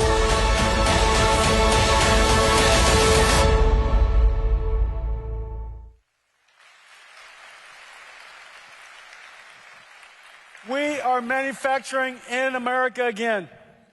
It is incredible. The first thing that President Trump asked me for is bring manufacturing back.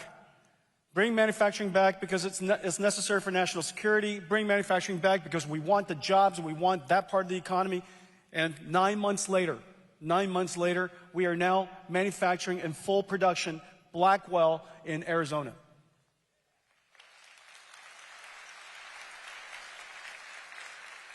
Extreme Blackwell, GB200, Grace Blackwell, NVLink 72, Extreme co-design gives us 10x generationally. It's utterly incredible. Now, the part that's really incredible is this.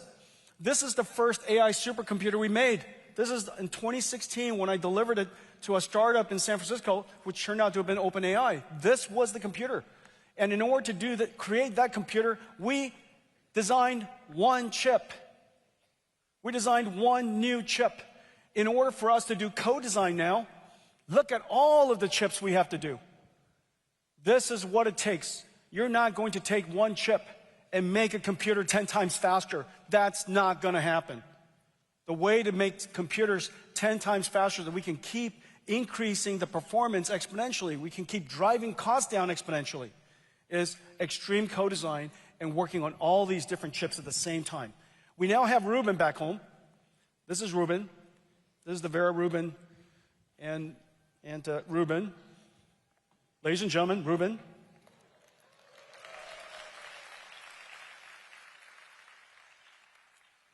This is our third generation NVLink 72 rack scale computer. Third generation. GB200 was the first one. All of our partners around the world, I know how hard you guys worked. It was insanely hard. It was insanely hard to do. Second generation, so much smoother. And this generation, look at this, completely cableless. Completely cableless. And this is all back in the lab now. This is the next generation Rubin. While we're shipping GB300s, we're preparing Rubin to be in production, this time next year, maybe slightly earlier. And so every single year, we are going to come up with the most extreme co-design system so that we can keep driving up performance and keep driving down the token generation cost. Look at this. This is just an incredibly beautiful computer. Now, so this is amazing. This is 100 petaflops. I know it doesn't mean anything. 100 petaflops. But compared to the DGX1 I delivered to OpenAI 9 years ago, it's 100 times the performance. Right here versus 100 times of that supercomputer. 100 times, 100 of those, let's see, 100 of those would be like 25 of these racks, all replaced by this one thing. One Vera Rubin. Okay, so this is the compute tray, and this is Vera Rubin super chip. Okay, and this is the compute tray. This up right here. It's incredibly easy to install. Just flip these things open, shove it in. Even I could do it. Okay, and this is the Vera Rubin compute tray. If you decide you wanted to add a special processor, we've added another processor. It's called a context processor because the amount of context that we give AIs are larger and larger. We wanted to read a whole bunch of PDFs before it answered a question. We wanted to read a whole bunch of archive papers, watch a whole bunch of videos. Go learn all this before you answer a question for me. All of that context processing could be added. And so you see on the bottom, 8 ConnectX-9 new Super NICs. You have CPXs, 8 of them. You have Bluefield 4, this new data processor, 2 Vera CPUs, and 4 Rubin packages, or 8 Rubin GPUs. All of that in this one node, completely cableless, 100% liquid cooled. And then this new processor, I won't talk too much about it today, I don't have enough time, but this is completely revolutionary. And the reason for that is because your AIs need to have more and more memory. You're interacting with it more, you want it to remember our last conversation, everything that you've learned on my behalf, please don't forget it when I come back next time. And so all of that memory is going to create this thing called KV caching, and that KV caching, retrieving it, you might have noticed, every time you go into your AIs these days, it takes longer and longer to refresh and retrieve all of the previous conversations. And the reason for that is that we need a revolutionary new processor, and that's called Bluefield 4. Next is the ConnectX switch, the NVLink switch, which is right here. Okay, this is the NVLink switch. This is what makes it possible for us to connect all of the computers together, and this switch is now several times the bandwidth of the entire world's peak internet traffic. And so that spine is going to communicate and carry all of that data simultaneously to all of the GPUs. On top of that, this is the Spectrum X switch, and this Ethernet switch was designed so that all of the processors could talk to each other at the same time and not gum up the network. Gum up the network, that's very technical. Okay, so these are these three combined, and then this is the quantum switch. This is for InfiniBand, this is Ethernet. We don't care what language you would like to use, whatever standard you like to use, we have great scale-out fabrics for you, whether it's InfiniBand or quantum or Spectrum. Ethernet, this one uses silicon photonics and is completely co-packaged options. Basically, the laser comes right up to the silicon and connects it to our chips. Okay, so this is the Spectrum X Ethernet. And so now let's talk about, thank you. Oh, this is what it looks like. This is a rack. This is 2.5, this is 2 tons, 1.5 1.5 million parts. And the spine, this spine right here, carries the entire internet traffic in 1 second. Same speed. Moves it across all of these different processors. 100% liquid cooled. All for the, fastest token generation rate in the world. Okay, so that's what a rack looks like. Now, that's one rack. A gigawatt data center would have, call it, let's see, 16 racks would be 1,000, and then 500 of those. So whatever 500 times 16. And so call it 9,000 of these, 8,000 of these would be a 1 gigawatt data center. Okay? And so that's a future AI factory. Now, as you notice, NVIDIA started out by designing chips, and then we started to design systems, and we designed AI supercomputers. Now we're designing entire AI factories. Every single time we move out and we integrate more of the problem to solve, we come up with better solutions. We now build entire AI factories. This AI factory is what we're building for Vera Rubin, and we created a technology that makes it possible for all of our partners to integrate into this factory digitally. Let me show it to you.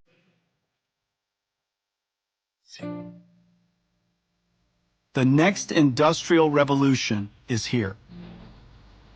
And with it, a new kind of factory. AI infrastructure is an ecosystem-scale challenge, requiring hundreds of companies to collaborate. Nvidia Omniverse DSX is a blueprint for building and operating gigascale AI factories. For the first time, the building, power, and cooling are co-designed with NVIDIA's AI infrastructure stack. It starts in the Omniverse digital twin. Jacobs Engineering optimizes compute density and layout to maximize token generation according to power constraints. They aggregate SIM-ready OpenUSD assets from Siemens, Schneider Electric, Trane, and Vertiv into PTC's product lifecycle management. Then simulate thermals and electricals with CUDA accelerated tools from ETAP and Cadence. Once designed, NVIDIA partners like Bechtel and Vertiv deliver prefabricated modules, factory-built, tested, and ready to plug in. This shrinks build time significantly, achieving faster time to revenues. When the physical AI factory comes online, the digital twin acts as an operating system. Engineers prompt AI agents from Phaidra and Emerald AI, previously trained in the digital twin, to optimize power consumption and reduce strain on both the AI factory and the grid. In total, for a 1 gigawatt AI factory, DSX optimizations can deliver billions of dollars in additional revenue per year. Across Texas, Georgia, and Nevada, NVIDIA's partners are bringing DSX to life. In Virginia, NVIDIA is building an AI factory research center using DSX to test and productize Vera Rubin, from infrastructure to software. With DSX, NVIDIA partners around the world can build and bring up AI infrastructure faster than ever.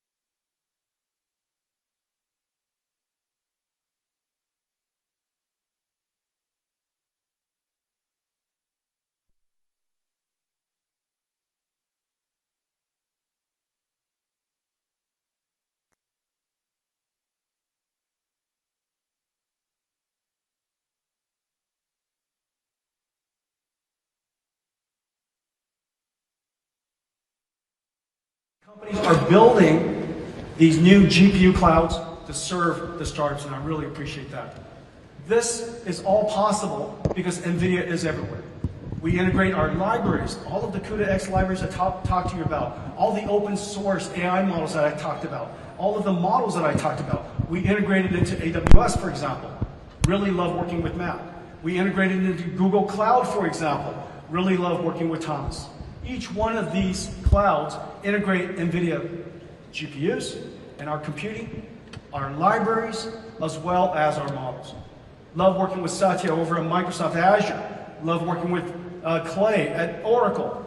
Each one of these clouds integrate the NVIDIA stack. As a result, wherever you go, whichever cloud you use, it works incredibly.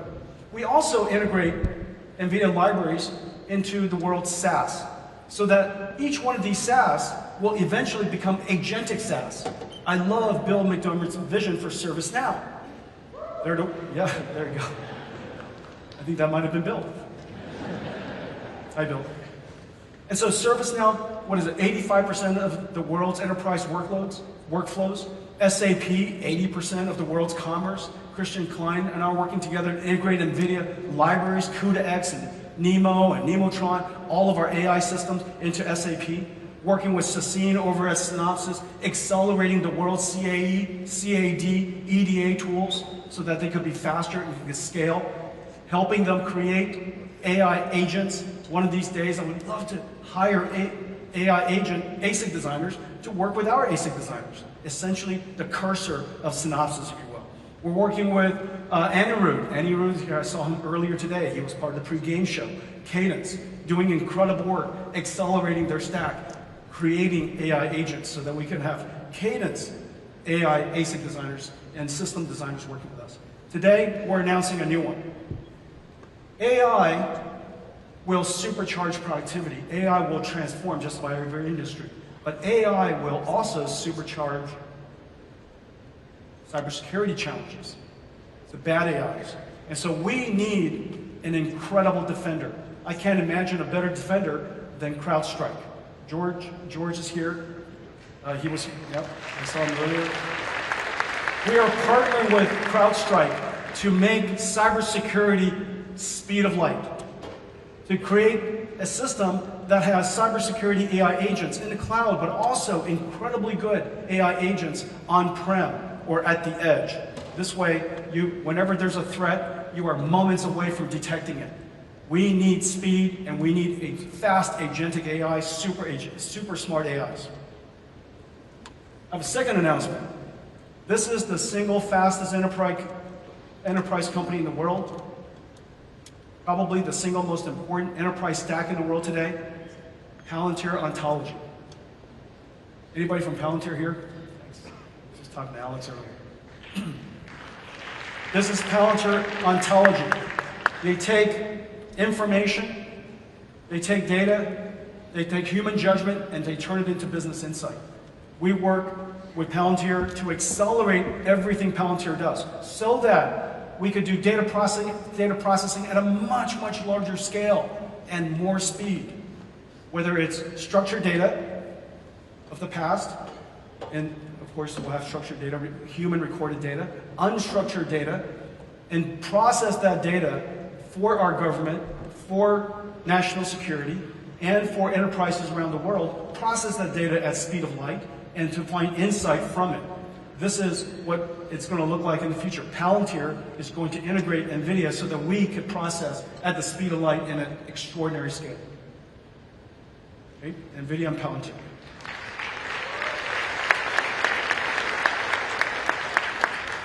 Let's talk about physical AI.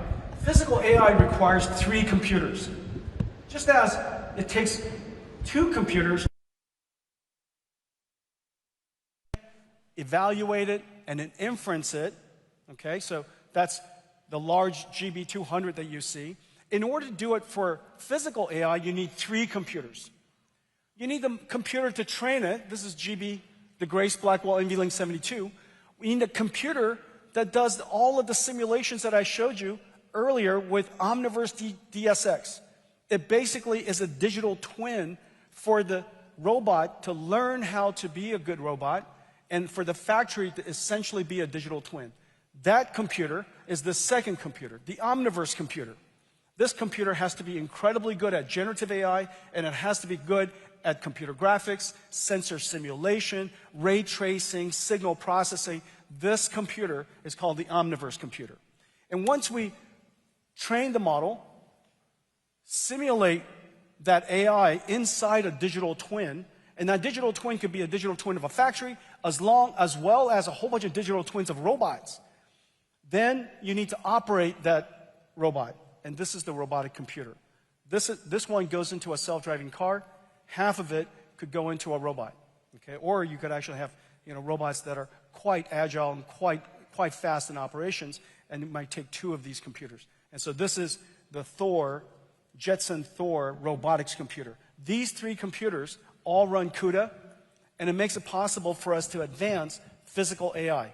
AI that understand the physical world, understand laws of physics, causality, permanence, physical AI.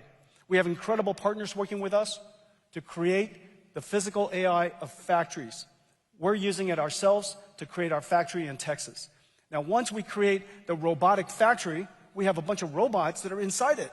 And these robots also need the physical AI, applies physical AI, and works inside the digital twin. Let's take a look at it. America is reindustrializing, reshoring manufacturing across every industry. In Houston, Texas, Foxconn is building a state-of-the-art robotic facility for manufacturing Nvidia AI infrastructure systems. With labor shortages and skills gaps, digitalization, robotics, and physical AI are more important than ever. The factory is born digital in Omniverse. Foxconn engineers assemble their virtual factory in a Siemens digital twin solution developed on Omniverse technologies. Every system, mechanical, electrical, plumbing, is validated before construction. Siemens plant simulation runs design space exploration optimizations to identify ideal layout. When a bottleneck appears, engineers update the layout, with changes managed by Siemens Team Center. In Isaac Sim, the same digital twin is used to train and simulate robot AIs. In the assembly area, FANUC manipulators build GB300 tray modules. Bimanual manipulators from FII and Skilled AI install bus bars into the trays. And AMRs shuttle the trays to the test pods. Then, Foxconn uses Omniverse for large-scale sensor simulation, where robot AIs learn to work as a fleet. In Omniverse, Vision AI agents built on Nvidia Metropolis and Cosmos watch the fleets of robots and workers from above to monitor operations and alert Foxconn engineers of anomalies and safety violations, or even quality issues. And to train new employees, agents power interactive AI coaches for easy worker onboarding.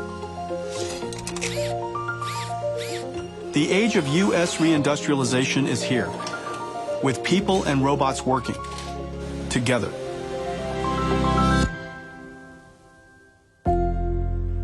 The future of manufacturing, the future of factories. I want to thank our partner, Foxconn. Yang Liu, the CEO, is here. But all of these ecosystem partners make it possible for us to create the future of robotic factories. The factory is essentially a robot that's orchestrating robots to build things that are robotic. This is the amount of software necessary to do this is so intense that unless you could do it inside a digital twin, to plan it, to design it, to operate it inside a digital twin, the hopes of getting this to work is nearly impossible. I'm so happy to see also that Caterpillar, my friend Joe Creed, and his 100-year-old company is also incorporating digital twins in the way they manufacture. These factories will have future robotic systems, and one of the most advanced is Figure. Brett Adcock is here today. He founded a company 3.5 years ago. They're worth almost $40 billion today. We're working together in training the AI, training the robot, simulating the robot, and of course, the robotic computer that goes into Figure. Really amazing. I had the benefit of seeing it. It's really quite extraordinary. It is very likely that humanoid robots, and my friend Elon is also working on this, that this is likely going to be one of the largest new consumer electronics markets, and surely one of the largest industrial equipment market. Peggy Johnson and the folks at Agility are working with us on robots for warehouse automation. The folks at Johnson & Johnson working with us again, training the robot, simulating it in digital twins, and also operating the robot. These Johnson & Johnson surgical robots are even going to perform surgery that are completely non-invasive surgery at a precision the world's never seen before. And of course, the cutest robot ever, the Disney robot. And this is something really close to our heart. We're working with Disney Research on an entirely new framework and simulation platform based on revolutionary technology called Newton.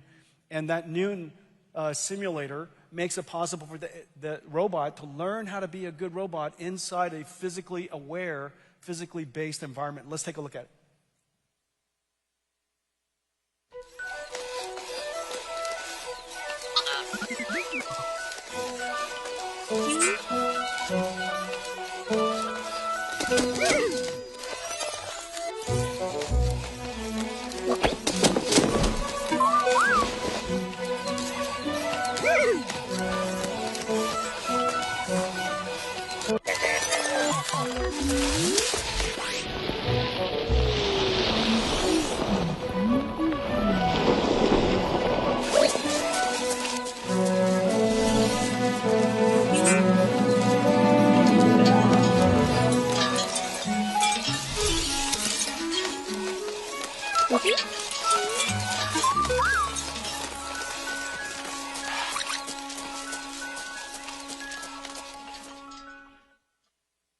Blue, ladies and gentlemen, Disney Blue.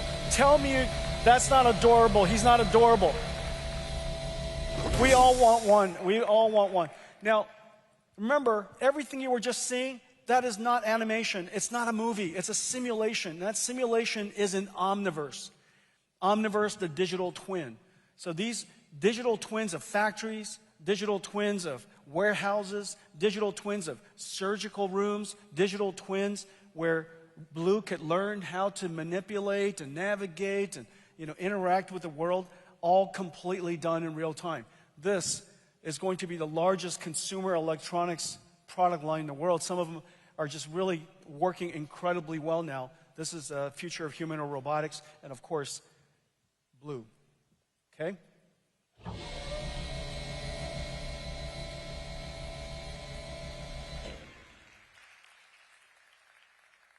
Now, humanoid robots is still in development. But meanwhile, there's one robot that is clearly at an inflection point, and it is basically here. And that is a robot on wheels. This is a robo-taxi. A robo-taxi is essentially an AI chauffeur. Now, one of the things that we're doing today, we're announcing the Nvidia Drive Hyperion. This is a big deal. We created this architecture so that every car company in the world could create cars, vehicles, could be commercial, could be passenger, could be dedicated to robo-taxi, create vehicles that are robo-taxi ready.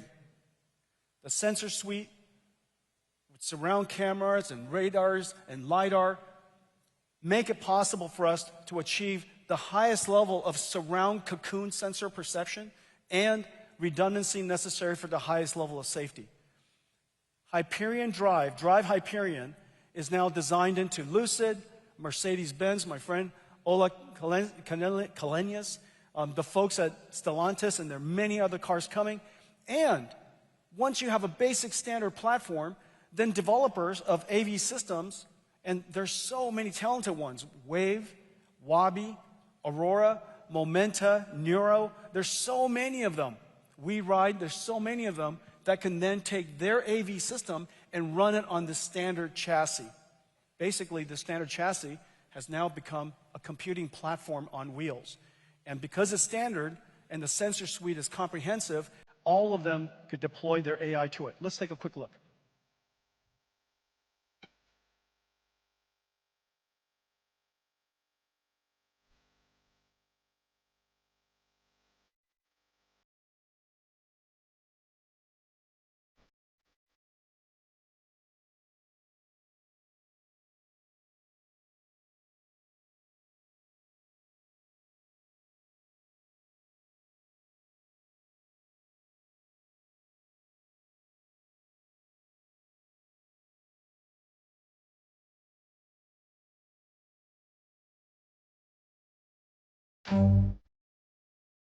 Okay, that's beautiful San Francisco. And as you could see, robo-taxi's inflection point is about to get here. And in the future, 1 trillion miles a year that are driven, 100 million cars made each year. There's some 50 million taxis around the world. It's going to be augmented by a whole bunch of robo-taxis. So it's going to be a very large market. To connect it and deploy it around the world, today we're announcing a partnership with Uber. Uber, Dara K. Dara is going to, we're working together to connect these Nvidia Drive Hyperion cars into a global network. And now in the future, you'll be able to hail up one of these cars, and the ecosystem is going to be incredibly rich, and we'll have Hyperion or robo-taxi cars all over the world. This is going to be a new computing platform for us, and I'm expecting it to be quite successful. Okay. So this is what we talked about today. We talked about a large number of things. We spoke about, remember, at the core of this is two platform transitions, from general purpose computing to accelerated computing. Nvidia CUDA and those suite of libraries called CUDA-X has enabled us to address practically every industry, and we're at the inflection point. It is now growing as a virtuous cycle would suggest. The second inflection point is now upon us. The second platform transition, AI, from classical handwritten software to artificial intelligence. Two platform transitioning happening at the same time, which is the reason why we're feeling such incredible growth. Quantum computing, we spoke about. Open models, we spoke about. We spoke about enterprise with CrowdStrike and Palantir accelerating their platforms. We spoke about robotics, a new, potentially one of the largest consumer electronics and industrial manufacturing sectors. And of course, we spoke about 6G. Nvidia has new platforms for 6G. We call it ARC. We have a new platform for robotics cars. We call that Hyperion. We have new platforms even for factories. Two types of factories. The AI factory, we call that DSX. And then factories with AI, we call that Mega. And so now we're also manufacturing in America. Ladies and gentlemen, thank you for joining us today, and thank you for allowing me to bring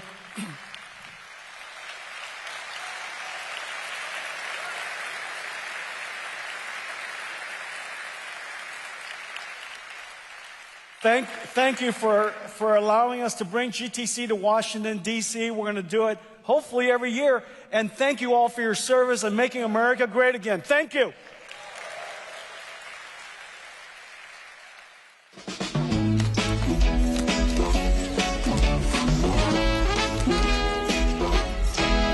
We start with a handshake, solid and true. One step at a time, we're breaking through.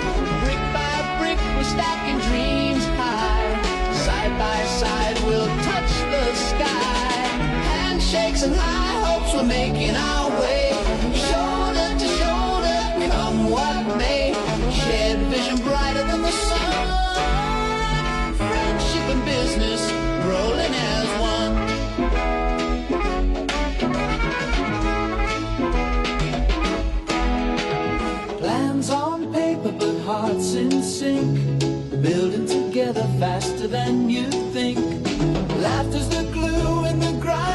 share.